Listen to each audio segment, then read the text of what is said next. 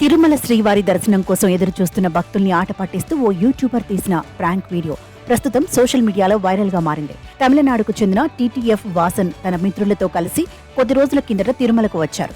నారాయణగిరి షెడ్లలో శ్రీవారి దర్శనం కోసం వేచి ఉన్న భక్తులను ఆట పట్టించేలా ఓ వీడియో చేశాడు. క్యూ లైన్లో వెళుతున్న వారిని వేచి ఉంచే కంపార్ట్మెంట్ తాళాలు తీసే ఉద్యోగిలా నటించాడు. తాళాలు తీస్తున్నట్టు నటించడంతో దానిని నిజమేనని నమ్మిన భక్తులు కంపార్ట్మెంట్ గేట్లు తీస్తాడనుకుని ఒక్కసారిగా పైకి లేచి గేట్ల వైపు వచ్చారు. అంతలోనే వాసన్ వెకిలి నవ్వులతో అక్కడి నుంచి పరుగు తీశాడు. ఈ తతంగమంతా వీడియో తీసి సోషల్ మీడియాలో పోస్ట్ చేయడంతో ఈ వీడియో తెగ వైరల్ అయింది. అయితే ఈ వ్యవహారంపై భక్తుల నుంచి విమర్శలు రావడంతో టీటీడీ చర్యలు చేపట్టింది. నిందితులపై చట్ట ప్రకారం చర్యలు తీసుకుంటామని ప్రకటించింది.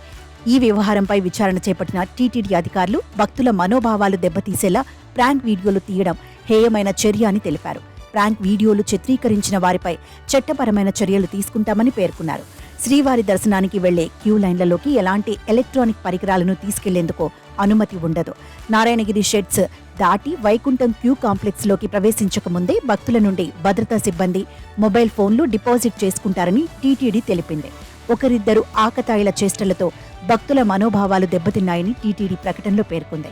అయితే తిరుమలలో శ్రీవారి దర్శనానికి వచ్చే భక్తులను పూర్తిగా తనిఖీ చేసిన తర్వాతే క్యూ లైన్లలోకి అనుమతిస్తారు. ఈ క్రమంలో మొబైల్ ఫోన్ క్యూ లైన్లలోకి ఎలా తీసుకువచ్చారనే సందేహాలు తలెత్తుతున్నాయి. వాసన్ అతని మిత్రులు సిబ్బంది కళ్లు కప్పి మొబైల్ ఫోన్ తీసుకెళ్లి ప్రాంక్ వీడియోని చిత్రీకరించడం టీటీడీ భద్రతలో లోపాలను బయటపెట్టాయి.